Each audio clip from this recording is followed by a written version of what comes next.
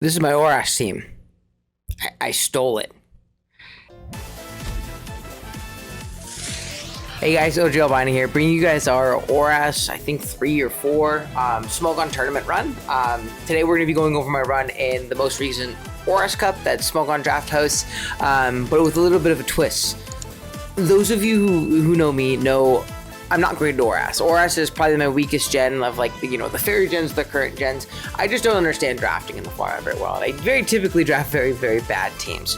So going into this, seasonal or this tournament, I decided I'm not gonna draft. I want to play. I like playing ORAS, but I'm not gonna draft. I'm gonna leave that to the pros. And by the pros, I mean I stole this team from my DWL team. Recently, I've been playing in a team tournament called DWL. I'm on Flex Appeal, captained by LQP, King L5, and Glop. And obviously, ORAS is a format in that. And when we were drafting, I got around to my pick, and I got Landers immediately. I was like, cool, get Lando. That's the one pick I made. I was like, I think we have a Lando team in DWL. Team that did not help draft at all, by the way. It's like, okay, I'm just going to copy this team, I think. So I pinged LQP in general, and L5 and Glop. It's like, hey, is this team good? Like, if I copy this, am I going to be good to go? Do I at least have the tools? And they were like, yep, trust me. Shicey team. Super good. I was like, bet. Awesome. And then mids happened like 3 weeks later, and they gutted the whole team. The team is completely different now.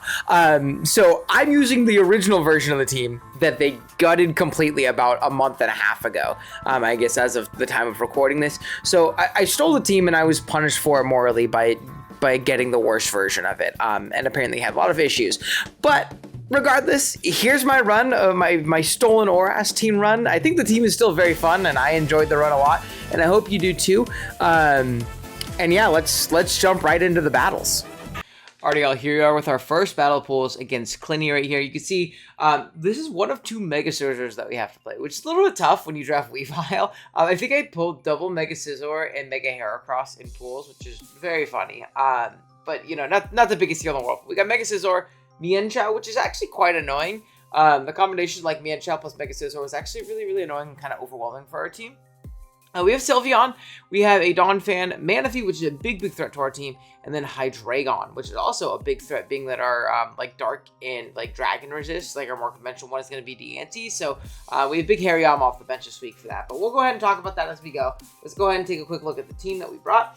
First up, we just have a Life Orb 3-attack Landorus. It's really, really strong here. The combination of Earth Power, Sludge Wave, Focus Blast just kind of smokes through everything. I don't see myself really getting an opportunity to set up anything this game, whether it be Calm Mind or Rock Polish, just because of the priority that they have and a lot of damage that they have into this Pokemon. We don't necessarily OHKO everything, but we do a lot of damage to everything, so I think it'd be better just to do damage where we can, and if we get a free turn, we can set up our Stealth Rock, because we didn't want to fit it on Mega Deancey this week, and Registeel isn't on this build, so we definitely need rocks in some capacity.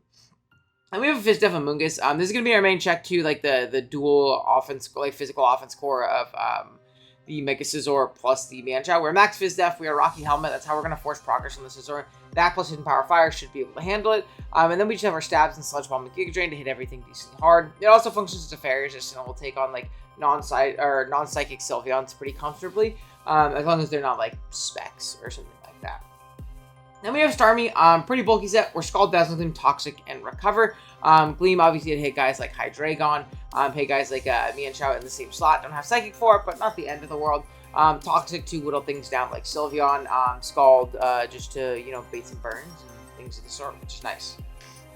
And then we have Mega Deancey. This is going to be your lead in this battle, and it is max physically offensive. If you look at this team, they really don't switch into move Diamond Storm at all. Obviously, Donphan can, but even with just the little amount of Moonblast or special attack investment that we have, Moonblast does a ridiculous amount to that Pokemon. And obviously, Hydreigon gets blown up by it, Mienshao gets blown up by it, and everything else, Max Attack Diamond Storm does a ridiculous amount of damage. We do crazy amounts of Scizor, especially if it hasn't Mega Evolved. We just 2-hit KO Sylveon, which I think is going to be the initial pivot into Mega Deancey, so I wanted to have that.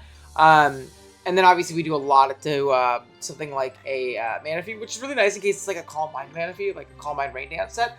This covers that pretty darn well. Then we have an AV Hariyama, pretty cool set where close combat, heavy slam, a fire punch, and then low sweep. Low sweep is nice for letting us outspeed a lot of his slower threats Pokemon like Sylveon. If they're gonna come in as say Hydreigon's out, right? They hit it with a low sweep because it does a lot of damage. You still 2-hit KOs it. We're an Adamant Hariyama. and they go into Sylveon. From that turn afterwards, we can hit it with an Adamant Heavy Slam and blow it up and not have to worry about being faster than it unless it's like random Scarf, which I don't quite expect. You know, otherwise though, it just kind of covers the hits the team really hard. Close Combat is a nuke here. Heavy Slam is just for Sylveon. And then Fire Punch is just for Scizor in case we can't hit it. And again, same thing, like if we can hit it with a low sleep into a Fire Punch, if they don't Bullet Punch, they try and U-turn on our switch, we'll blow it up and just go it. And we have a Max Speed F Electros. We're Thunderbolt, Flamethrower, U-turn, and Super Fang. This is going to be kind of our main pivot into Manaphy. We are Thunderbolt just obviously do good damage to it, but if it is like a fat Calm Minding variant, we have the combination of Super Fang plus U-turn to get us out and do our physical offense, like our DNC in particular, to throw off a really, really strong Diamond Storm, if at all possible. So, yeah, that's the team. Let's go ahead and jump right into the battle itself. Now, like I said before, we are going to lead off with our DNC right here. We do have to protect to kind of, you know, guarantee our speed, as this is ORAS. But this also does, like, allow me to see what this thing's going to lock into, if it's going to lock in anything. It's really hard for it to high jump kick right here, because the fact that protect is, like, so telegraphed. And if they want to U-turn, it's a pretty good opportunity for me to stay and throw off an attack. There's not much this thing threatens me with. If it shows off, like, a hidden power, then maybe it's, like, a random HP steal. We're going to, you know, kind of scout for that and be aware, but they actually do end up just U-turning, and they go right out into Sylveon, which is perfect, because I have, like, a really, really strong Diamond Storm. You can see that does 70% to Sylveon, just to it killing it, which is absolutely incredible for us, knocking it out. Next up, Scizor comes out, and this is either a U-turn or a Bullet Punch. Either way, I'm completely fine with just going out to my Amoonguss and letting them take a little bit chip. If they make the U-turn play, good on them. If not, they're going to have to take 2 turns of Helmet if they want to grab momentum, as they do right here. It does a lot of damage, but we can synth this off and get nice and healthy. We do actually hidden Power Fire here just in case they wanted to set up a Swords Dance. This next turn, they're going to U-turn out with their Mienshao, but I'm not super worried. And another reason we didn't really have to synth up there is because of our regen, right? We get up pretty healthy to where we can take 2 Bullet Punches pretty comfortably. But now with this Mienshao coming out, I can definitely just go ahead and throw off a really, really strong synthesis, as it does show to be Life Orb on the Mienshao right here. So good information to know. We know that it is not going to be a Scarf set, which is really good for our DNC. We can throw off a really strong Moonblast now. As the Mega Scizor is going to come out, U-turn again, take more Helmet. You're going to see throughout this tournament that Amoonguss was actually a lot better than I thought it was going to be. It throws off a Taunt right here, which is fine. I just throw off a Sludge Bomb because I'm healthy enough to not have to worry about that. U-turn's going to pop again. It's going to take Helmet plus Life Orb, and any region that it was getting back isn't going to matter. I think I make an aggressive play here and a Hidden Power Fire, just to try and catch the Scizor, but realistically, doesn't matter. Probably should have just thrown off a Sludge Bomb because I can Hidden Power Fire the Scizor the next turn. It's way too low to really threaten me or do anything to me. From the point it's at. It's all good, though. We are going to do a little bit to the Hydreigon here as they make a double out into Donphan as they make the pivot into my Hariyama. Hariyama isn't, like, terrible into the Donphan, but it doesn't necessarily beat it 1v1. There's no reason to, like, throw this thing into a wall and just sack it off. So I'm going to make the pivot onto my Starmie as it can allow me to threaten this guy with a water move. I throw off an aggressive Dazzling trying to catch Hydreigon on a potential Scald or a Hydro Pump or a Surf, as they actually end up just throwing off an Earthquake, which is an aggressive play, but it ends up working. I'm just going to recover up because that was a crit. We're pretty fat in our Starmie, so we can get at least some health back. They do reveal to stay in again, and they throw off a Roar right here out into my Landorus, but again, I'm at a point where what's the switch into Earth Power? There really isn't one, so I'm just going to click it. Like I said, there's no reason for setup in this game. There's not even really any reason for rocks at this point in the game. Everything is so weakened. Everything just gets to it KO'd by Landorus. So I am going to go ahead and pivot out here just in fear of the HP Ice from this Mienshao. They make a good play and go for a knockoff on my Starmie. But honestly, this is completely fine with me because it can allow me to get back onto my DNC and just get another KO. They're just not going to even think about keeping the Mienshao around. I think it did die to max attack Diamond Storm from there because Mienshao is very, very frail. And it's going to go down right here to a Moonblast, which is great. Out comes the Manaphy. I don't Oko this thing, so I am going to pivot out into my Electros. They do show me a Calm Mind right here and a Rain Dance. So I have to be very, very careful about how I approach this thing, as it's going to be Calm Mind Rest, probably Mono Water move. Obviously, my Amoonguss resists that, but it can't really do much damage to it, if that makes any sense. Now here we are going to see yet another Calm Mind and another Rest. And what I want to do is I want to kind of time this to where when this thing is going to like wake up and throw off attacks and things like that, it can't rest and still take on my DNC. So we are going to go ahead and see a U-turn right here. We crit there, which is actually pretty nice. On another Calm Mind, I'm going to get out into my DNC here. With one turn of Rain left, the way this interaction works is they can either kill my DNC right here, which I don't necessarily need it at this point for Mega Scizor, and I have Hariyama for the Hydreigon. They can either kill my DNC with a water move and be very, very low to where my Landorus can come in and avenge it, or they can try and rest up. If they're going to rest up, because the rain ends at the end of the turn, Rain ends, and like rain is calculated before hydration procs, so it won't wake up from its rest. And you're gonna see that exact interaction happens here. I click Diamond Storm. This thing is max Fist F. I mean, it is so bulky. But we're gonna be able to keep this thing low enough to where it can't ever like rest up again and get off a rain and rest dance, or rain and a rest dance off. So we get a crit there, which kind of does speed things along a little bit, not gonna lie to you. But you see this thing is asleep for 2 turns, and it can't sleep talk, it can't do anything to wake up to try and take me on.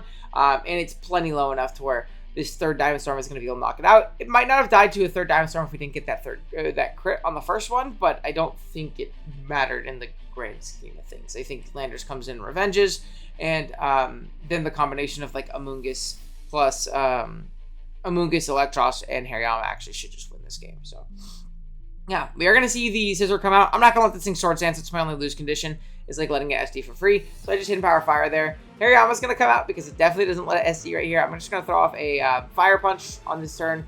Unfortunately, we are going to get a burn for our opponent, and we're also going to see, we do also get a Draco miss here, which is really unfortunate for my opponent. We get to pop the low sweep tech, which is pretty dope, as it goes down, and then Scizor's not going to be able to knock us out with a max tech bullet punch from here, just because we are so healthy after not taking the Draco, so that's a bit unfortunate. I do think we still have this game in the bag pretty comfortably. Obviously, it made our differential a little bit better, it made us look a little bit better, but I do think we were pretty fine there, and it was a pretty well-built team, and ended up going well. Big shouts to Emil. He actually helped me with this build in particular, because I was kind of having a little bit of trouble on how I wanted to approach it. So, big shouts to Emil. He helped me out with this one.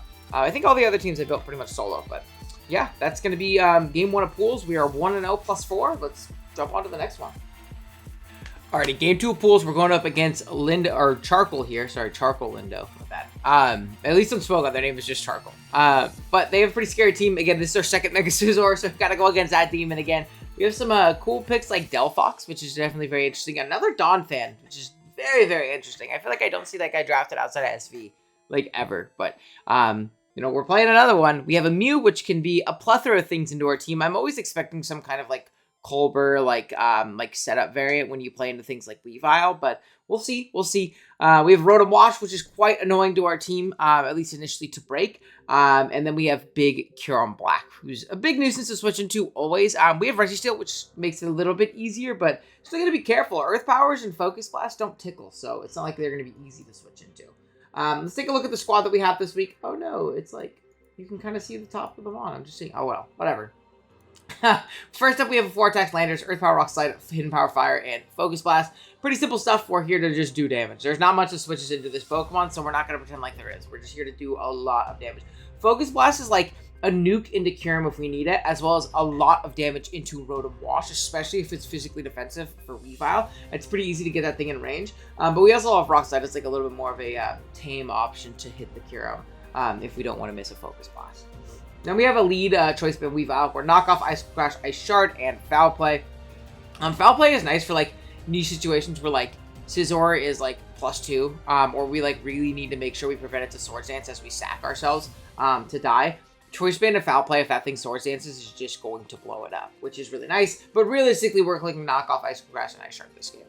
Then we have a Life Orb Analytic Starmie with Hydro Pump, Power Gem, Psychic, and Recover. This Pokemon's really, really strong. I love the mid-ground option of Power Gem. Like, say we're out on something like Delphox, and it's just forced out. It just is. And they go into Kyurem. If rocks are up, it just dies to Life Orb Analytic Power Gem, which is really, really cool. I like that mid-ground click a lot. Otherwise, Hydro Pump and Psychic are super powerful into this team, especially with an Analytic Boost if we can force a switch. And we have a Max Spin of Kyurem. I mean, this is our answer to Kyurem Black. Or Max Spin of Registeel, which is our answer to Kyurem Black. Or Flash Cannon, Toxic, Stealth Rock, and Seismic Toss. Pretty simple stuff. Very annoying Pokemon for them to break. Then we have our Fizdef Amoonguss, the classic. He's going to be our Mega Scizor check. It's the same exact moveset, same exact set as our first pools game. And then we have Mega Diancie, which is going to be Moonblast, Hidden Power, Fire, Earth Power, and Substitute. Substitute is quite aggressive, but if we can find the opportunity to get behind a sub on something like a slower Kyurem or a Delphox, realistically, there's not much my opponent can do. This team really struggles with switching into Mega Diancie. It is only Scizor, and if I could take that prediction game out of it and get a sub on either a sack or a switch to Scizor, we're going to be in a good position. That's why, like, predicting with Hidden Power Fire isn't quite worth it, because say, like, Donphan or Rotom is very weakened because they took hits from XYZ, right? That means they might sack that in order to get a free switch into the Scizor so that they don't get Hidden Power Fire on the switch. Now I can sub, throw off a Moonblast and knock out those Pokemon, and then force a KO on Scizor with a Hidden Power Fire. And honestly, if things are chipped enough, this Pokemon will just win if it gets behind a substitute. It will literally just win the game if it gets behind a substitute. So, yeah, we'll see. We'll see. But very strong Pokemon nonetheless. All right, let's go ahead and jump right into the battle.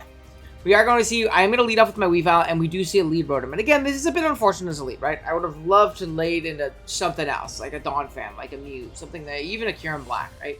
But in thinking about it, chipping this Rotom is paramount for this game. It makes Hydro Pump completely unguardable. It makes Landorus completely unguardable. It makes my Diancie a certified KO against it as well. So I think that getting a knockoff on this and trading my Weavile for a ton of health on this Rotom is just worth it. They are going to throw off a Wisp here. But honestly, that's completely fine. I'm just going to keep spamming knockoff, get as much damage off on this Pokemon as possible, because even after a Pain Split, they're only at 46, right? If I can get up Stealth Rock, they're just in range of everything. This next turn, they are actually going to switch out into their Mew, giving me even more value, as they do reveal to be Colbur Berry, which is nice. We still get off a ton, because we are Choice Banded still. I'm going to throw it off again, just to prevent any like silly shenanigans from occurring. We do see a Vacuum Wave, and it's going to knock us out. Next up is Landorus, and I could have sworn this KO'd based on the damage that I saw from the knockoff, but they must have had some sneaky Spadef in there because they actually do live this hit, which is not good for me. But thankfully they do just elect to get up Stealth Rock instead of like actually KOing me, and I'm just going to throw off another Earth Power and knock out this Pokemon. So, Crisis Averted, it did an Ice Beam there. Out comes the Kyurem Black. So this tells me two things. This is either like super fat Assault Vest or it's Scarf. Either way, I want nothing to do with this guy. Absolutely nothing. So I am going to get out into my Registeel. There's no reason to sack off my Landorus for fun just yet when I have such a good answer, even if they make an Earth Power prediction. We're going to see Leftovers pop as I throw off a Seismic Toss this next turn, expecting Donphan to come in. There's no reason for me to get Rocks up if they're just going to be spun away immediately, right? There's just absolutely no reason for me to do so. We are going to go ahead and get a little Leftovers back. And I'm going to pivot out into Amoonguss just because it takes whatever this thing wants to go for. Well, you see yet another Roar Donphan, and another Roar out into my Landorus. So I don't know what's in the water in this tournament, but they really want this matchup to occur. And this one is going to have Ice Shard, but I knew that I lived this anyway, no matter what. So I'm just going to go ahead and throw off Earth Power and knock this guy out. Next up, Kyurem Black is going to come back out. And once again, I don't really like want to switch into my Registeel and take a bunch of extra damage, because now when I get in for free, my Stealth Rock are up for the game, potentially, as it does end up throwing off an Iron Head here, which shows me it's Scarf and shows me it's expecting a potential Diancie pivot. And now I have two options. I can either go Registeel and get up my Rocks, but the only issue there is that allows Delphox in for free, and it also allows in Scizor for free, potentially. Or I can take a little bit more of an offensive position, and I get into my Starmie, and I can click Hydro Pump, because there's no reason this thing needs to stay in and click Scarf Iron Head on my Starmie coming out right here. So I'm just going to click that Hydro Pump. We are going to see Rotom come in on a sack, which is a smart sack. I was hoping to catch the Scizor and do a ton of damage to that guy, but it's all good. I'm going to click Psychic this next turn just so I don't miss, and we're going to knock out this Rotom here. Out comes Kyurem once again. I'm going to make a pivot out, expecting a Fusion Bolt out into my Amoonguss. We could have made a little bit safer of a pivot into Registeel, but I really do not expect an Ice Beam to come out, considering I have Registeel as a pivot. I figured a mid-ground switch-in of Amoonguss was just better, as a crit Fusion Bolt is going to come out. Delphox is going to be the switch out of choice, as I make a double into my Diancie. And what Diancie is going to allow me to do here is, instead of them getting off, like, allowing me to get a free Protect off and then throwing off a KO, I'm going to expect them to switch out into this Scizor. And I'm just going to click Substitute right here. Sub's going to allow me to get behind this sub, and Mega Scizor is not going to be able to take this max special attack Hidden Power Fire from this range if it is offensive. If it's max Spadef, it can maybe take one, but then I have my Amoonguss afterwards. So down goes the Scizor, which is great.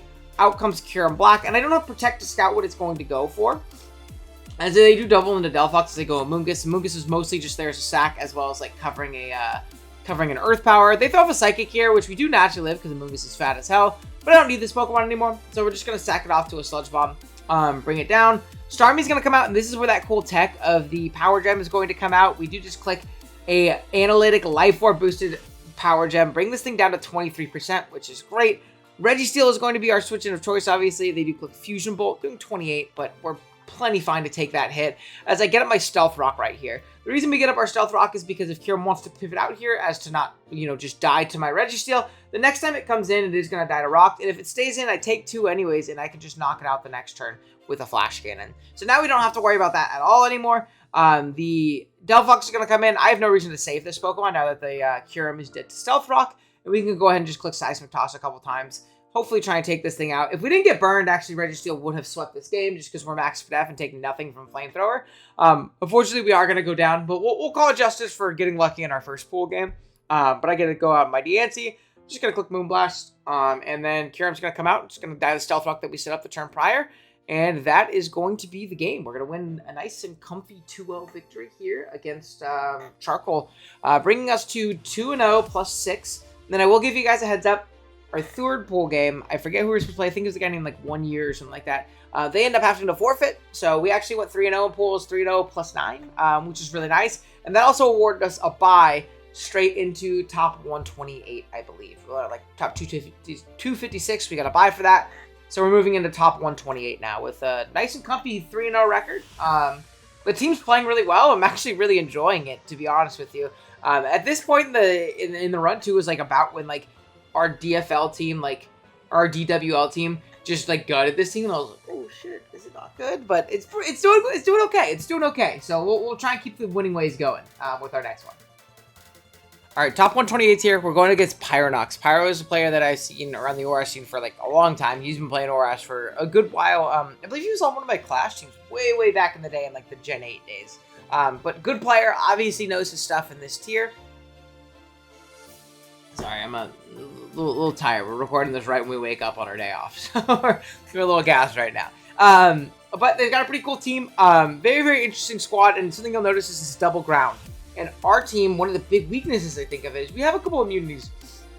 We do not have a conventional ground resist. We just don't. It's Amoonguss. Amoonguss is our ground resist. So playing into like Landorus plus Excadrill is actually quite scary. Very scary for our team indeed. We have ways of offensively pressuring those Pokemon, but given they can get free switch-ins, it's a little bit scary. In particular, Excadrill is really worrying for this team, considering it could just be Mold Breaker and blow up our main ground immunity in Electros, making this really difficult for us to deal with. So yeah, really scary squad. We also have Pokemon like Espeon, obviously the aforementioned Landorus, Crobat, which we only have one flying resist too on our team, or one real flying resist. I don't really count Diancie. It's just going to be Electros. We have Superior, which can get out of hand very quickly into our team. We have Excadrill, as mentioned before, and Azumarill, which can totally win after a Belly Drum if we're not very careful about how we approach things. So let's take a look at the team that we ended up bringing. First up, we have Amoonguss. Amoonguss is a Citrus Berry set this week. It's pretty much the exact same as before, but instead of Hidden Power Fire, it's Foul Play to hit like SDing Excadrills and Landers is a little bit harder. But the Citrus Berry allows us to take 2 pretty much guaranteed of like whatever any of these Pokemon is going to throw out. Even like Life Orb Excadrill, we'll take 2 from him because of a Citrus Berry proc. We'll be able to take it on a little bit better. I forget exactly what the Grass Knot for. I believe he also had a Hippo on his team. Was it Triple Ground? Was this matchup Triple Ground? I'm sorry, I gotta check. No, it was Mega Tyranitar. I'm sorry, he didn't bring Mega Tyranitar, which was what that was for. Okay. Sorry, I was like, why am I Grass Knot instead of Giga Drain? But yeah, Grass Knot hits that thing a little bit harder, which is obviously nice, because this is like a soft check to that as well. Obviously, we have Synthesis, which wouldn't work great in the sand, but, you know, it's nice for outside of it. Then we have a Fizdef Electros. We are Thunderbolt, U-Turn, to Hidden Power, Ice, and Flamethrower. This is going to be like a soft check to the Landers, as well as a great check to something like Crobat, which I don't actually particularly switch into well right now. And great pivot with U-Turn as well. Flamethrower hits Pokemon like the Superior and the Excadrill. Hidden Power Ice is for the Landers exclusively. Thunderbolt's just for consistent damage. And the helmet is nice for things like a Azumarill as well. Then we have an Extra Belt Weavile here. Knock off Icicle Crest, Ice Shard, and Poison Gem. Why are we Extra Belt? It's not for a specific E-Belt calc that like gave me a KO or 2 a KO. Realistically is that I know I wanted more power in general in all of my moves, right? So like a Never Melt Ice wasn't like necessarily going to do it for me. I also didn't want like a Life Orb or a Choice Band because I didn't think being locked in this matchup was particularly great, especially with big threats like a Azumarill looming in the back. But I also didn't like Life Orb because I didn't like getting chipped every single turn, especially including rocks and potential sand and Life Orb, and that just puts me in range of Aqua Jet, right?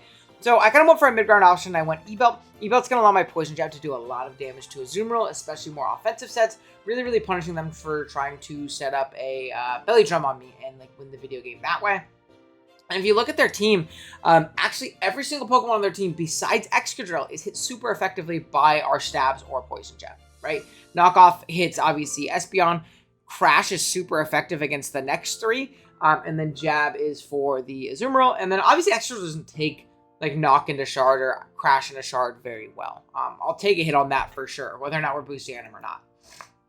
Then we have a Cultivator Starmie. We're Scald, Ice Beam, Thunderbolt, and Recover. I wanted an offensive piece that was like resistant and could take a +6 Aqua Jet and blow up the Azumarill after some chip. And that's why we're analytic. We'll take the Aqua Jet and blow it up with a Thunderbolt afterwards.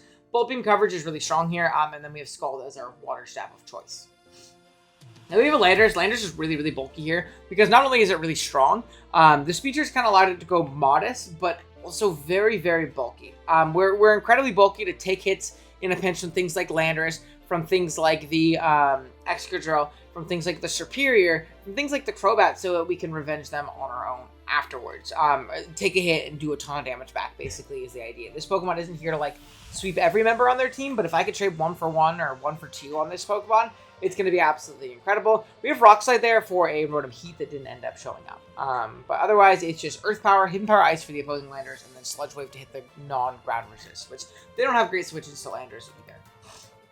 And then we have a Mega DNC last. It's the same set as before, actually, just no Hidden Power Fire. It's Moonblast, Diamond Storm, Earth Power, and Substitute. If we find that opportunity to substitute on like a potential like revenge kill or a sack, we're going to be in a pretty good spot. But realistically, we're here to throw off big attacks here and hopefully put ourselves in a good position. But yeah, that being said, let's jump right into it. We're going to see an extra lead on our Starmie lead. This first turn, I am going to be a little bit aggressive and throw off an Ice Beam, expecting them to pivot out into something like the Superior. If we can hit that thing hard with an Ice Beam, a Nano Alert Ice Beam on the switch in, we're going to be in a really, really good position. Unfortunately, we do not hit it, as they do end up staying in and going for a Rock Tomb, actually, slowing us down and putting us in range of an Earthquake. So maybe this is like an Assault Vest variant or like a really bulky variant.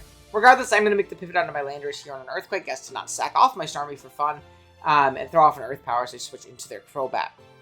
Now again, not wanting to take a big hit for no reason, I have my Electros specifically for this, as a Brave Bird does pop, and the combination of a Helmet plus Recoil is going to bring it down pretty low. They're going to U-turn again, once again, bring it down to about 60, allowing me to get off a nice little U-turn and get back into my Landers to do big damage. Again, there's not much that switches into this Pokemon. I'm going to go ahead and throw off an Earth Power as I do elect to sack off the Excadrill, and out comes Superior. I can't really give this thing free turns or free sub-turn, so I'm just going to throw off a Sludge Wave as it shows to be Screen Surf, which is a little bit worrying. This is not something that I was super prepared for, as I do end up getting a really, really nice crit. So not having to deal with the Reflect is absolutely incredible for me. I mean, really, really incredible positioning for me. Azumarill going to come out with a Light Screen up, but I understand that I can't really let this thing belly jump for absolute free. We're not going to be able to put this thing out of range of its Citrus Berry. So it will be able, or like, we're not going to be able to kill this thing and like keep it below 50 with Citrus. So it is going to be able to get off a Belly Drum. And this is completely fine because now what I'm going to be able to do is I'm going to be able to go into my Electros and basically just kind of sack it off, which is crazy that Fizz Def Electros just dies from there to Aqua Jet, by the way. But the Helmet Chip is going to be enough to put this thing in range of Weavile to pick this thing off with an R-Shard. And I want you to look at Weavile, and I want you to look at the rest of this team at this point. What in the world do they do to take this on? I'm going to go for an Ice Shard and a Crobat right here, as it does reveal Yache Berry, but there's nothing this Pokemon can do that really threatens me with a KO at this point. So I'm just going to go ahead and click it twice, knock this thing out, and out comes Landers trying to Intimidate drop me. But again, I'm fine with getting this damage off. I don't need to keep my Amoonguss around. Plus, if rocks go up on this thing aggressively after I switch out, then my Weavile is dead anyways, right? So I'm just going to go ahead and click Icicle Crash. They do show to be Yache, and we get a flinch, which basically just seals this game. We definitely got very, very lucky this game between crit and flinch here on this Landorus. As Espeon can come out, and with our E-Belt, even at -1, it's an Espeon. We're just going to go ahead and knock it out. It is a Key Berry variant, showing that it was going to try some setup shenanigans right there. But we were able to position ourselves pretty well and knock it out and pick up a 5-0 victory. Obviously, we got pretty darn fortunate there, but yeah, that's Pokemon. You know what I mean? We definitely got very, very lucky, though, so I apologize to Pyro. But yeah, regardless, we're on the top 64. Let's do it. All right, top 64. We're going against Kumiko here. And remember how I just said I really, really don't have great ground resist, and Excadrill is a really big issue? We're playing them again. And this time, the T-Tar did come. It's a regular T-Tar alongside a Mega Gallade, which Mega Gallade is also a really big issue for this team. I mean, look at my team and look at Mega Gallade. I really do not have answers. Typically, my offensive fighting answer has been Amoonguss.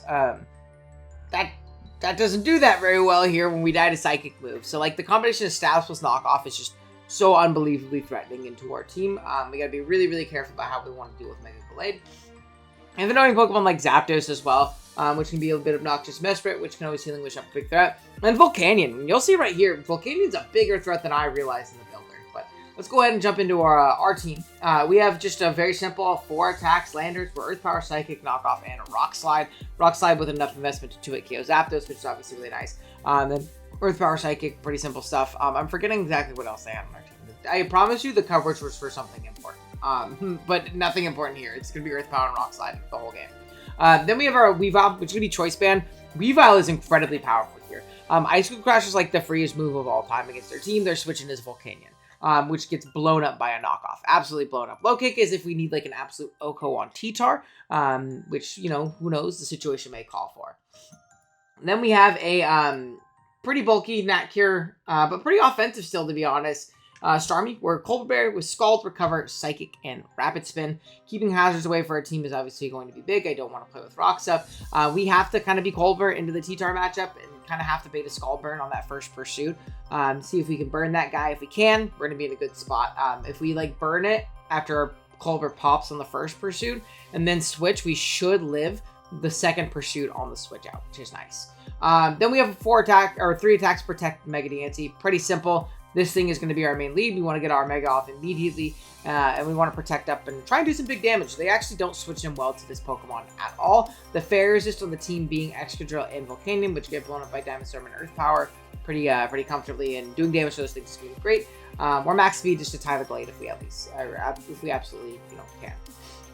And then, once again, Citrus Berry Amoonguss is needed to take 2 hits from Excadrill comfortably. Sludge Bomb, Grass Knot, Foul Play, and Synthesis. Yeah, Life Orb, we kind of need the Citrus Berry in order to take that a little bit better. So, yeah, Grass Knots for T-Tar, obviously. Just like last time, but I forgot. And then we have a pretty offensive AV Electros here, where Thunderbolt, Flamethrower, Giga Drain, and U-Turn. This Pokemon's really strong offensively, as well as like checking Pokemon like Volcanion and Zapdos and things of the sort. But you'll see as we play through this game, I kind of wish I went a little bit fatter on this thing, and you'll see why really, really quickly as we jump right into this battle. I'm going to lead off with my Diancie, and Volcanion comes out, and I'm like, oh, okay, whatever. I'll just protect, scout, and see if this thing's choiced. We are going to go ahead and see a Steam Eruption pop, and then I'm like, okay, let's get out to our Electros. We're AV, we take this on. Steam Eruption, 38! Is that Specs? And then I did the little typing on my keyboard, and I looked, I was like, no. That is not boosting items. Specs would have 2-keyed the shit out of me. Because I'm not super Spit F bulky, I actually just don't take that hit well. I really don't. I actually can't switch into that Pokemon again with Electros. Meaning it's going to be a really big issue. It's going to be a really big issue, especially for a team that didn't bring Stealth Rock this week. I'm very, very underprepared for that Volcanion in this battle. I am going to go ahead and throw off a U-turn on the Mesprit that comes out. It's going to get a Rocky Helmet Tick on me, which is fine. I'm going to go into Weavile because I'm okay with trading a little bit of Helmet Tick just to get rid of this thing, as it can't Healing Wish later, it can't T-Wave things, and it's a good Landorus check as well. That's why we're Knockoff to hit Mesprit hard. But yeah, we're able to remove it from the game immediately.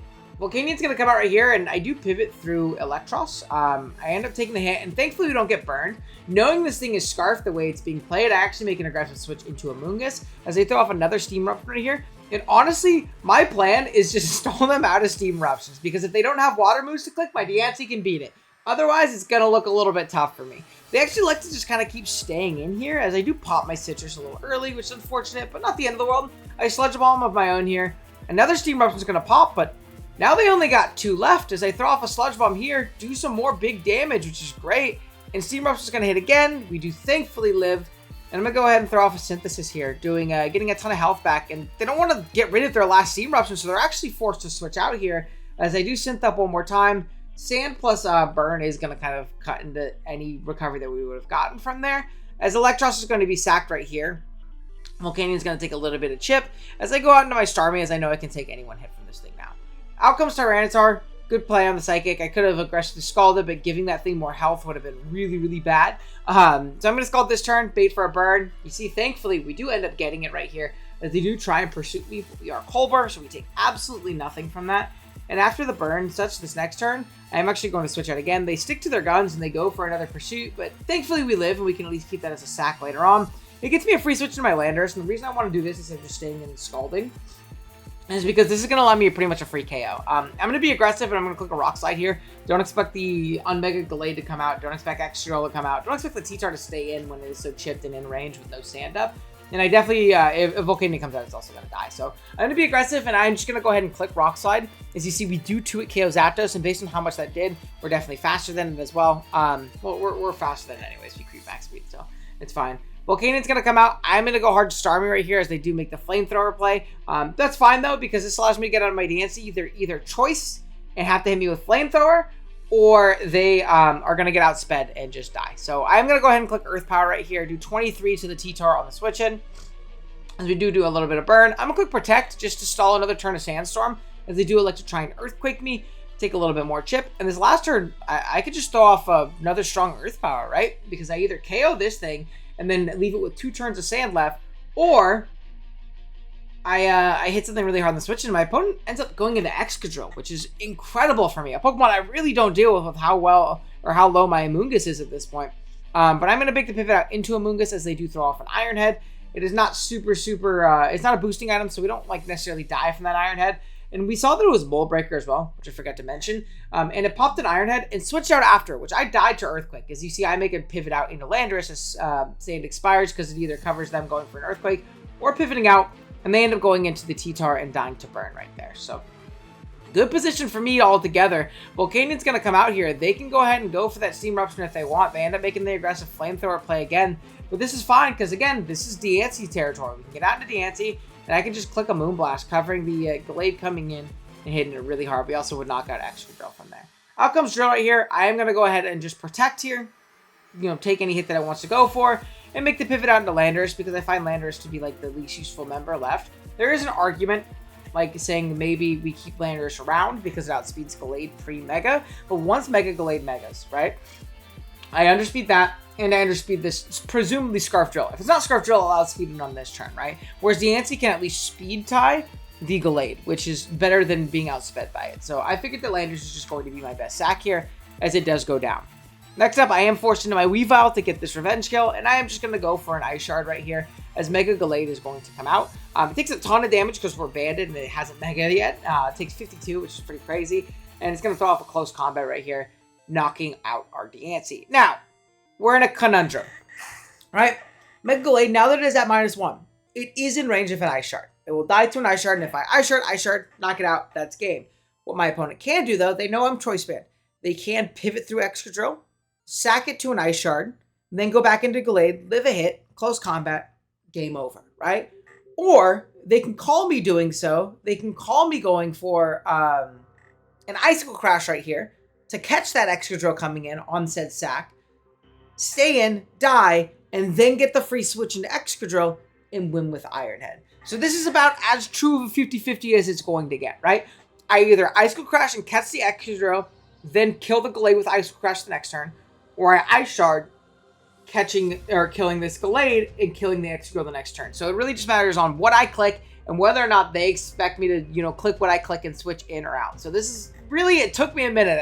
I was really nervous about this play. I didn't know what it was. I had shown to make the Ice Shard play before, so I make a little bit of an aggressive play right here, and I am going to go for an Icicle Crash. And this could end our tournament. Thankfully, it continues it. We click Icicle Crash on Excadrill. We do end up hitting, knock it out, and from here, we can knock out Gallade with Icicle Crash as well. And they are going to go down, and we're going to move on to top 32, this is a really, really close game. Incredibly close. I was really caught off guard by the Volcanion, and I'm glad that we don't have to deal with it anymore. Because man, oh man, was that thing terrifying. Hopefully no more Volcanions the rest of the run. Please no more Volcanions the rest of the run. But yeah, that's going to be top 120, or top 64, move to top 32. Alrighty, here we are, top 32 against Crystopper here. They got a really, really scary team. Once again, playing a Scizor. It's not a Mega Scizor this time, which is nice. Makes things a little bit easier. We have Mega Lopunny. We have a Chansey, which is definitely really interesting. Not a Pokemon I expected to come to this matchup, to be completely honest with you. I think it's quite exploitable here, but we'll see as we go throughout the game. Latios, which can always be really, really scary. I think Latios plus Thundurus Incarnate is pretty scary, considering, like, Spadef Registeel is kind of my answer to both. We have some things to kind of soften that blow on Registeel a little bit, but just something to keep in mind. Manaphy, which once again is absolutely terrifying into our team. I'm really worried about Tailglow or just Calm Mind. Both sets have, equal merit, and they are both played around differently. So got to be very careful about that as well. But yeah, that being said, let's take a look at the team that we're rocking with in this battle. You'll see, first up, we have a Choice Scarf Physical Landorus. I don't quite think that, like, our normal special variants are going to be quite good into Pokemon like Latios and Chansey and Thundurus. So we're rocking out with a full physical set. We're still Sheer Force, but we're Earthquake, Rock Slide, U-Turn, and Knockoff. Knockoff is great for Lottie and Chansey. Rock Slide is incredible for things like Thundurus. We can outspeed and just kind of blow it up, which is great. And then the Max Attack Earthquake is really strong into Pokemon like Manaphy if they're Calm Mind, into Pokemon like Scizor. They don't take it well. And it's a good revenge into a weakened Lopunny, which we do have helmets as a mean to kind of get that guy in range. Then we have a Choice Band Weavile. This Pokemon's really, really strong here. There's no switching to Knockoff at all. It's Mega Lopunny, which again, we have helmets to wear that guy down. Pretty easy to get that guy in range of Shard, and Crash does a ridiculous amount to it. So it's really hard for it to want to switch in. Yeah, it's just like Scizor can switch into this, and that's about it. So really strong Pokemon in this matchup. And we once again have a Max Attack Diancie, or Moonblast, Diamond Storm, Hidden Power, Fire, Protect. Max Attack Diamond Storm is going to allow us to do a lot to Chansey, especially if we can bait a Knockoff into it. It does a lot of damage to Scizor on the switch in as well. And then Moonblast just does enough anyways to Pokemon like Latios, which is really Latios and Mega Lopunny, which is all we really need to hit it with, to be completely honest with you. Hidden Power Fires to nuke Scizor if absolutely need be. But we're going to be clicking Diamond Storm in this game. Fizz Amoonguss, who would have thought? Giga Drain, Sludge Bomb, Hidden Power Fire. So this is pretty simple. This is going to be our main lob and Mega Scizor check. Then we have a Spinef Registeel. It's going to be our rocker here. We're Seismic Toss, Toxic, Protect, Stealth Rock. Pretty simple stuff. It's going to be our main check to things like Thundy and Lottie. We need to Seismic Toss and Toxic them down, keep them low, make sure they're revengeable by Pokemon like Weavile and Landorus in particular. Then we have a Max Spinef Electros for Thunderbolt, Knockoff, and Giga Drain and U-Turn. Nice slow U-turn is always going to be great. Knockoff is great for Pokemon like Chansey, as well as Pokemon like Latios, hitting them quite hard. Knockoff and a U-turn should put them in range of literally anything on our team. And yeah, pretty simple stuff. It's also a great check into Thundurus if need be, which is great. It's also T-Wave immune, which is big into a Gen 6 Thundurus. But yeah, that being said, let's kind of jump right into it. We are going to see a Landorus leading the Thundurus. I don't know if I Oko this thing. If it's bulky, I don't kill it. If it's chardy, I don't kill it. So I'm going to throw off a U-turn. I don't quite expect to Scarf HP Ice, but I do live one regardless. Like I'll live one from full. So I'm going to U-turn, find out that it's not. It is going to be Hidden Power Ice right here as I get into my Registeel. I'm going to try and rock up right here as they do unfortunately pack the Taunt here. It's a bit unfortunate, but not the end of the world as Chansey is going to come out. I'm going to double into a Amoonguss. And knowing I can't really do much to Chansey there, I'm going to get back into my Registeel as this is my opportunity to get at my Stealth Rock as we do go ahead and do so on the Manaphy coming in. This turn I am going to throw off a Toxic as I need to chip this thing down, put it in range of something. If it's Calm Mind, I can like make that adjustment and play around it, getting off Rain Dances and rests immediately after. So we're going to see a Surf right here. It is a Tail Glow and Surf, so I'm really not expecting a Rain Dance and a rest. I go into my Electros, and unfortunately at +3, we're not quite able to take 2 after Rocks, but the Toxic chip is really racking up right here, bringing this thing down super low, showing it is a Citrus Berry variant. But after Protect and our Speed Boost, it will be in range of our Diamond Storm here. As they do make a good play getting out into Scizor, understanding that, kind of getting a free turn out of it. But I have a Amoonguss to be able to take on this Pokemon quite well, as it shows to be Rocky Helmet and Life Orb in this battle. So chipping itself down pretty considerably as I am going to Synthesis up. Thundurus is going to come out. I'm not super worried about this, though. Knowing it's like HP Ice is doing like 30, I can just throw off a Sludge Bomb, put this thing in range of Rocks, and actually put it in range of a Poison this next turn, as Hidden Power is going to do a decent amount, but after Giga Drain, I actually just regen all of that back to full, basically. So I'm not super worried, as Chansey is going to be the pivot out of choice. I'm going to make a switch into my Landorus right here, as they do go ahead and go for a Seismic Toss, and you turning out knowing I can't like quite Oko this thing because they're not superpower. I'm going to get into Weavile to cover for an Ice Beam, as they do actually elect to just go for a Soft Boil. This turn, Knockoff is very free. I'm going to be able to blow up the Chansey in 2, or hit something hard on the switch in. They do elect to throw off a Healing Wish into Manaphy, which is unfortunate, but being that I'm Choice Band, I know that I 3-hit KO this thing. So all I need to do is continue to make sure this thing stays really, really low. And we do go down to Surf. But now from here, I'm going to be able to get onto my Diancie and just throw off a strong attack. So we'll throw off a Moonblast, knock this guy out. Out comes Scizor. And really at this point, my only way of losing this game is losing to the combination of Mega Scizor or Life Orb Scizor plus Lopunny, right? And the only way I can really get overwhelmed, I think, by that damage is going to be if I switch hard into Amoonguss on a Swords Dance and I like take this out with a Hidden Power Fire, but then I'm very low for the combination with Latios and Mega Lopunny. So I'm actually just going to elect a Hidden Power Fire here. I don't need this Pokemon. I died a Bullet Punch from here. This outspeeds me once it Megas. And this Pokemon also can just win a speed tie and outspeed me and kill me from here with like a Surf or something like that. So I'm going to elect to just go for a Hidden Power Fire. I think my only way of losing is letting this thing Swords Dance. And I'm presuming it ended up clicking Swords Dance right there as it does go down. Latios is going to come out. And again, I don't need this Pokemon anymore. I win a speed tie, which is always nice. We're able to knock it out. Out comes Megalopony, and I'm going to make the pivot out into my Amoonguss. I know this thing has to fake out, and this is just going to kind of give me the most regen pivots and sacks if I absolutely need to, like on a bunch of crits and things like that. As a return is going to pop, do 42%, which is a decent amount. We're going to go ahead and get a Sludge Bomb Poison here, and that's going to make it to where we don't have to pivot around this thing at all, because it is just going to die to Helmet, and I'm not trying to save diff in top 32, you know? Just trying to play as optimally as possible. So, yeah, we're able to take home a really convincing win here in top 32. I was very happy with that one. Very fast-paced game, but I think I positioned incredibly well offensively, and kind of understood my ways of winning and my ways of losing in that battle, and we were able to take it home. So, Jesus Crash Stopper, it was definitely a fun one. They're definitely a really interesting team. The Chansey made things interesting with getting that Healing Wish off to Manaphy. I think this game was, like, super over if it didn't get that off. So, yeah, it's gonna be top 32. Let's move to top 16. Yeah, top 16. Alright, y'all, here we are, top 16 against Ryu right here. Really, really scary team. We have a Mega Scizor once again. I just can't escape Scizor, man. I really cannot escape that Pokemon. We also have Greninja, which can be quite a big threat to our team. Mamoswine, which is a huge threat to our team. Again, we mentioned that we don't have good ground resist. Well, ground resist don't matter, especially when, like, typically, you know, your ground immunities are going to be weak to Mamoswine, which our Landorus sure is, and then our Amoonguss has kind of been our makeshift ground resist throughout the entire tournament. It does not take on Mamoswine, right? So that Pokemon's actually a huge, huge threat. We have Gengar, which I don't particularly deal with great. Salamence, which can always be a threat after a Dragon Dance. I'm really worried about DD Ments in this battle. Don't have many ways of, like, softening that guy.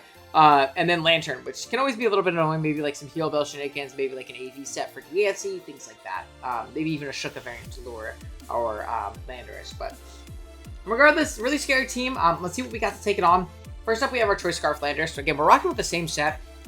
This gives us insurance against like a DD Ments, which I really like, with like max attack, sheer force, rock slide, which is really nice. It's a Pokemon that's faster than Greninja in a gem where it doesn't often run Shuriken, as it's like a physical move.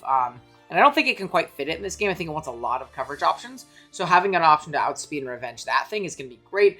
Having an outspeed for non-choice Gengar to knock it out with a knockoff is great. Obviously, you have to be careful. It is Levitate in this generation, so we can't just Earthquake it, but something to keep in mind.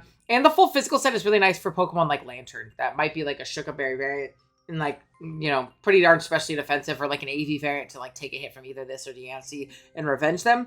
Earthquake is just going to hit that thing harder if it's trained in the way I think that it is going to be. So, yeah, it's nice to have a Scarfer, though. That's the main thing. Once again, Amoonguss, Sludge Bomb, Giga Drain, Hidden Power, Fire Synthesis. It's that simple. Soft Checks Greninja can take like an Ice Beam from full pretty comfortably, but really it's here for the likes of the Scizor. That Pokemon's a big threat to us. Then we have a 4 attacks Analytic Colbur Berry Starmie, Scald, Side Shock, Hidden Power Fire, and Dazzling Gleam. We're Dazzling Gleam over Ice Beam because Dazzling Gleam hits Greninja as well as Salamence. It could end up biting us in the ass, but Colbur plus Gleam will take the hit, and then Analytic Gleam and blow the Gren up. And Gren's a big issue for our team, so I kind of like that trade a little bit more. And then we have, once again, Max Tech Diancie. I'm telling you guys, I think this is the best Diancie, like, in a ton of matchups. Diamond Storm is such a strong move, right? And Moonblast and like HP Fire / Earth Power are typically just going to do enough damage. They're typically just going to do enough. So having that strong Diamond Storm is so nice. Again, for Pokemon like Lantern, they're going to get blown up by that Diamond Storm. They're going to get absolutely blown up. So I really like it. Then we have a Spinef, Registeel, Cyclops, Stealth Rock, Toxic, and Ironhead. Ironhead is like literally just to have a move that hits Gengar. Otherwise, it's a rocker. It gets off Toxics. It's very annoying. Max Spinef takes on things like Greninja well. Takes on things like Gengar pretty well. Then we have our Electros, which is going to be a Fizdef Citrus Berry set. Citrus is to like take hits from Mamoswine a little bit better. Pivot in on crashes a little bit better. And kind of stay at a range of 3 crashes, basically. With Thunderbolt, Flamethrower, Giga Drain, and Volt Switch. Volt Switch because I'm not too worried about like either the Lantern or the Mamoswine switching in on us, and I like the extra damage and everything else. And then Flamethrower is for Scizor. Obviously, Giga Drain is for the Mamoswine, which will be thick fat mostly. But yeah, that being said, let's jump into it. Let's see what we got right here. We are going to see our Diancie lead here. Pretty simple stuff. I want to get off of Protect and see what they're rocking with. We do see a Protect here, as Mamoswine is just going to go for an Earthquake. It's not really threatened by anything we do. So that's completely fair. Going to pivot out into my Electros as they make a good mid-ground play. And Icicle Crash here. Thankfully, we'll be able to take it 3 with a Citrus Berry. Unfortunately, they do end up just going for a knockoff, so good play by them. We get a really nice crit, revealing this is like super Assault Vest Mamoswine. Only did 28 with a Giga Drain and pretty darn sad. So super AV Mammo, but thankfully the crit's actually going to allow us to 1v1 this thing pretty comfortably as it goes down right here. Greninja's going to come out. This is going to be my opportunity to get out into my Registeel as a Dark Pulse does pop. I'm going to like to get up my Stealth Rock right here. Chipping down things like Mence is going to be paramount in beating them as Lantern's going to come out. And I think this is my first big misplay of the battle. Right here, you're going to see I stay in and take a Scald to get off a Toxic. There's no reason I need to do this, right? There's absolutely no reason. Obviously, it doesn't do much damage to me. I'm max for death, only does 11. But risking this burn just isn't worth it when I have an entire Amoonguss that just pivots in for free.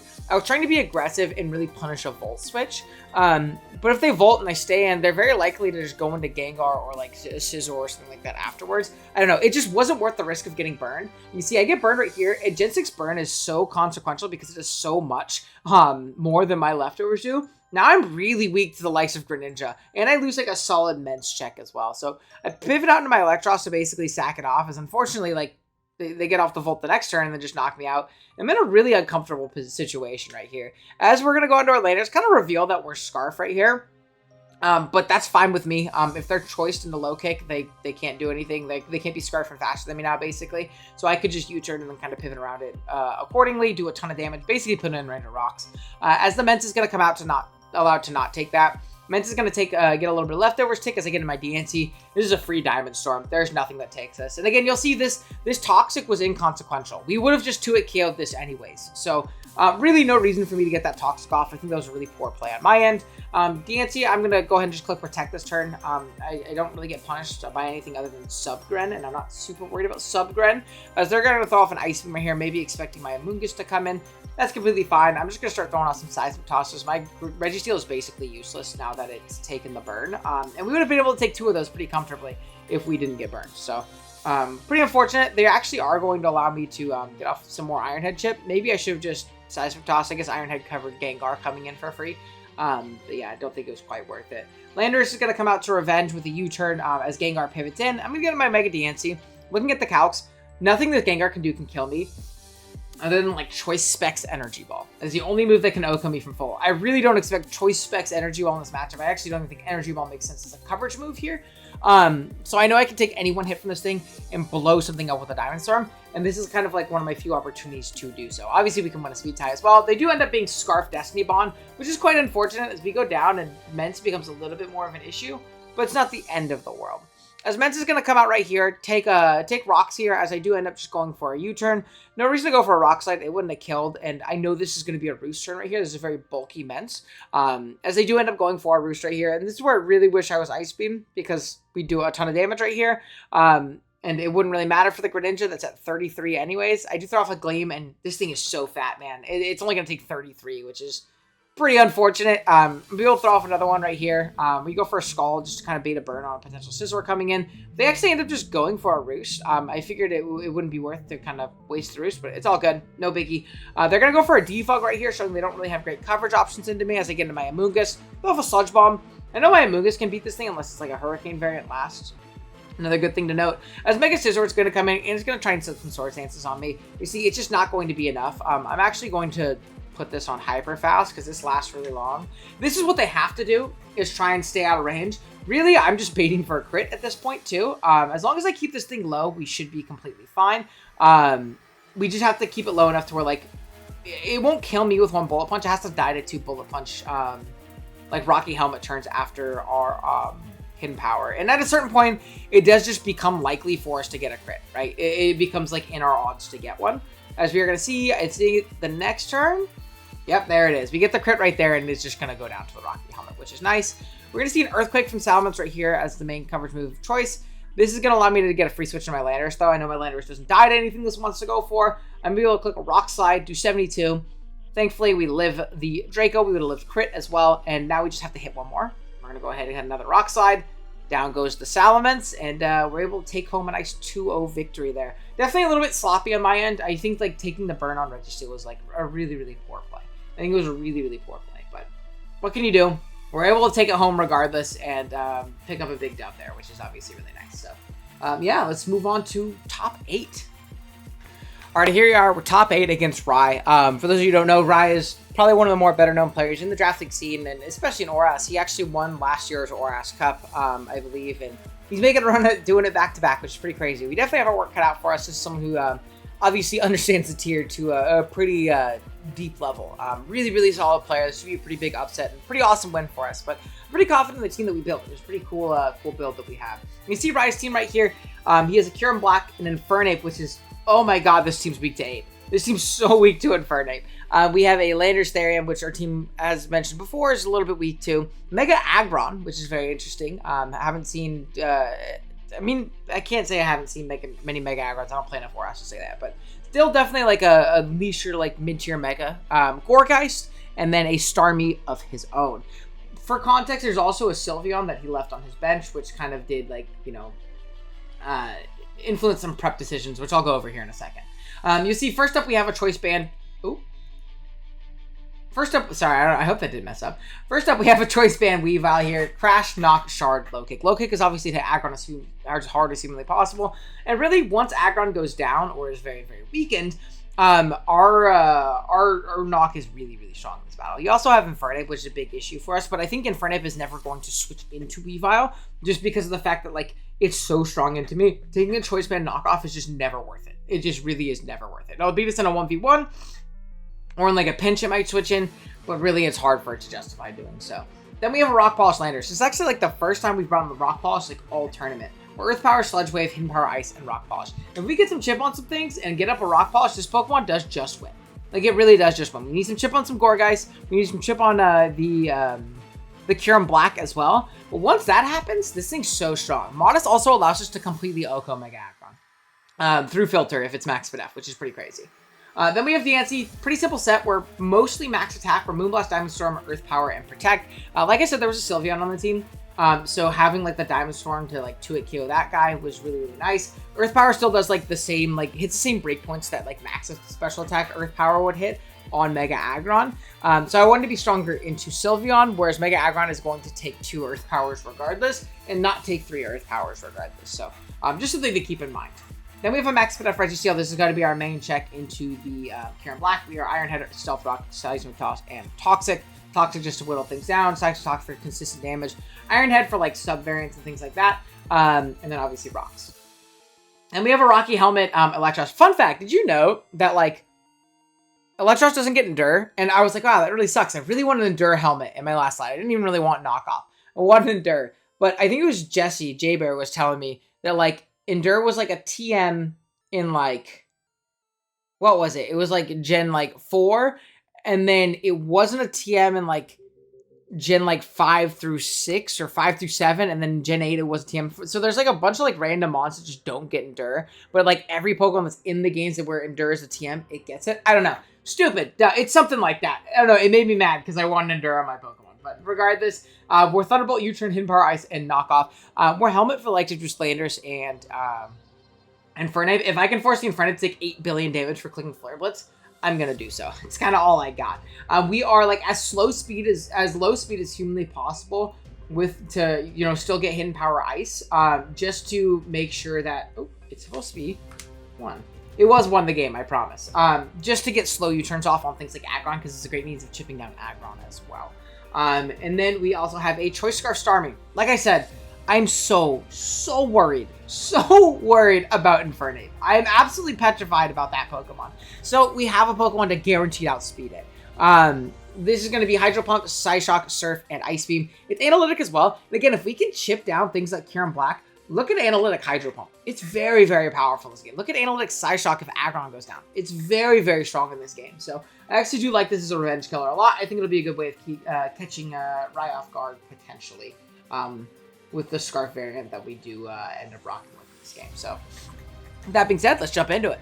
So we are going to lead off with Diancie. I really want to get my Protect and my Mega off, as we do see an Intim from Lando try and pop into our Clear Body. It doesn't quite work, which is great. I'm going to click Protect here as it shows Iron Tail, which is very interesting. I'm going to pivot out into my Electros just because I don't want to handle anything. I'm assuming Iron Tail was just to cover for like Magnet Rise variants. because otherwise we'd kind of wall it, and it would, stuff it trying to set up rocks, things like that. It does go for an Earthquake right here as we click Protect. Again, completely fine with me. I'm going to get onto my Electros and just kind of pop a U-turn into this thing as a Rocky Helmet's going to go away. It's a little bit unfortunate, but we don't really have another switch into this anyways. So out comes Weavile right here, and this is a lot of damage into whatever wants to come in. It could have been like absolutely raw and clicked low kick, but I wasn't too worried about aggron coming in pretty mega. Even if it is like pretty defensive, it's going to take a decent amount from a knockoff, and like that plus like the rest of my offense should be enough to handle it.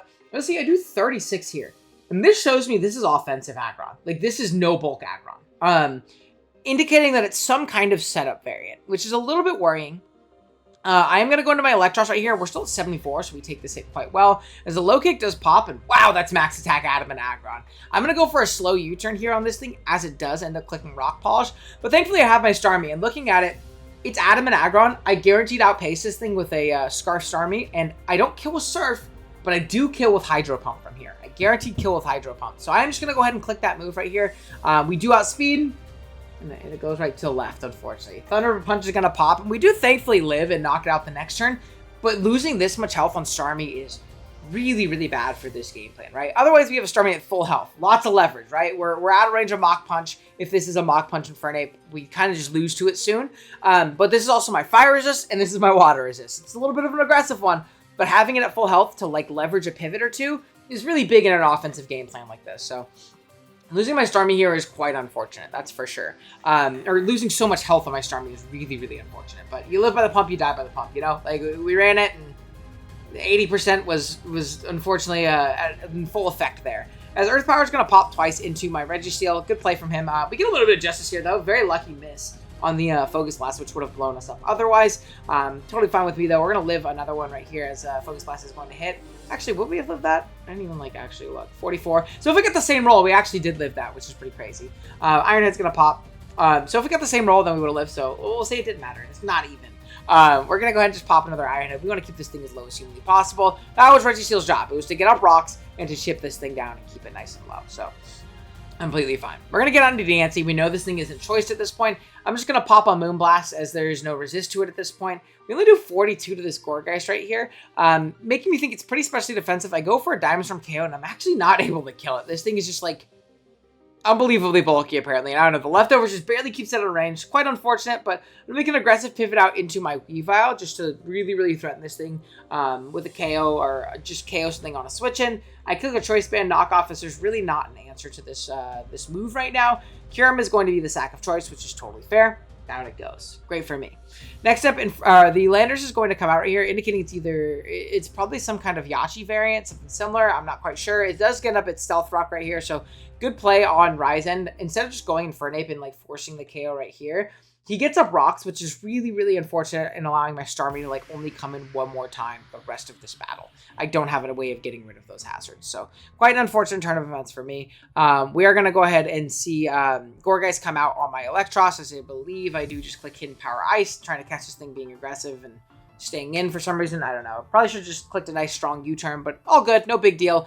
The Gourgeist is going to reveal Protect, allowing it to stay at a range of DNC pretty much infinitely, unless I can get rid of these leftovers. So I do end up going ahead and knocking off those lefties, which is obviously really nice. And on the Synthesis turn, the next turn, I am going to U-turn out into Weavile once again to pick up a KO with knockoff, basically. It's ridiculously powerful here. There's not much that switches in at this point. I'm going to go ahead and click the CB knock, as Landers is going to be the pivot of choice. The reason we knocked instead of crashed is because I didn't want to give Starmie a free switch in to basically claim a KO as well. Infernape is going to be the switch of choice right here, as it does just threaten a KO on something, no matter what, as it pops a Flame Charge right here. And this Life Orb Flame Charge, this tells me the good news is it's not Mach Punch, most likely, right? It's really hard to be Flame Charge Mach Punch on a set like this, which means my Starmie can revenge it. But because it's so low from the Thunder Punch, I can only switch in one more time on rocks. It's right here. So basically, this Infernape just has to position one more Flame Charge, and it can win the game from here, basically. I'm going to go ahead and click Psyshock. We get a crit on the switch, but it would have 2 KO'd anyways with Analytic, I believe. Down goes the Gourgeist. It's not Sneak there, which is nice. And out comes Starmie. And now there still is a universe where we can win this, right?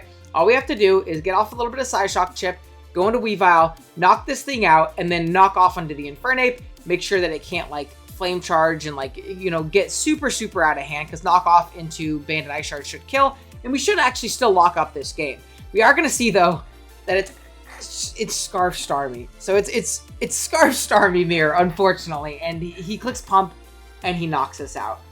Great bring from Riot. It's crazy that we see Scarf Starmie Mirror because, like, it's not like a super common set. I mean, I've never run Scarf Starmie personally. I was talking to him after, and he said he was really worried about, like, a Cosmic Power, like, weakness policy Starmie. So he was Scarf Trick with his only attacking move being Hydro Pump. Now we're in a bit of a precarious situation.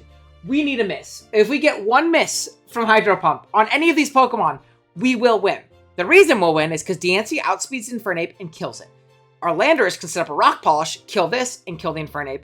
And our Weavile can kill this, knock off, and then win the game because our Landorus won't die from full to an Infernape hit if it loses its Life Orb. So lots of things have to go like right for me. Like I have to have it miss one of its Hydro Pumps, but it has to click 4 total, right?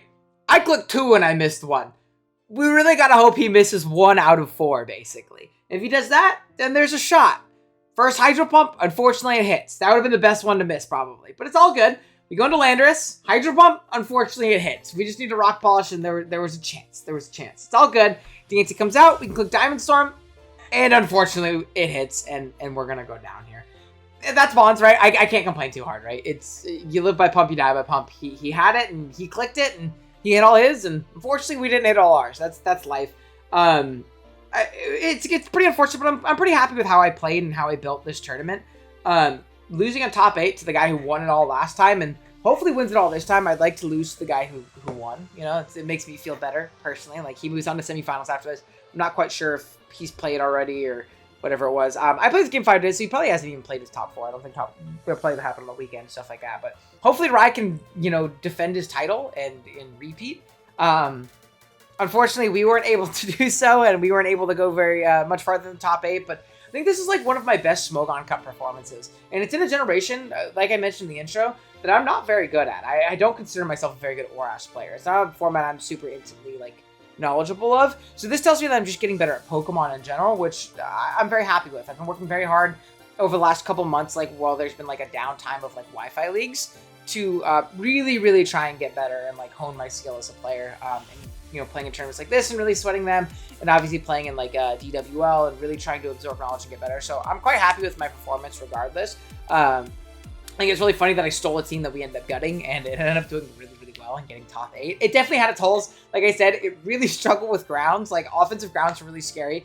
The Mega Gallade matchup was, like, 0. It was a really bad Gallade matchup. And this is the first Infernape I played, and thank God, because I probably would have lost to that against any other player, too. Infernape was incredible into our team. So, but regardless, I'm pretty happy about that. I'm really happy about this tournament placement. Top 8 is pretty cool. So I hope you guys enjoyed. I hope you guys liked the battles.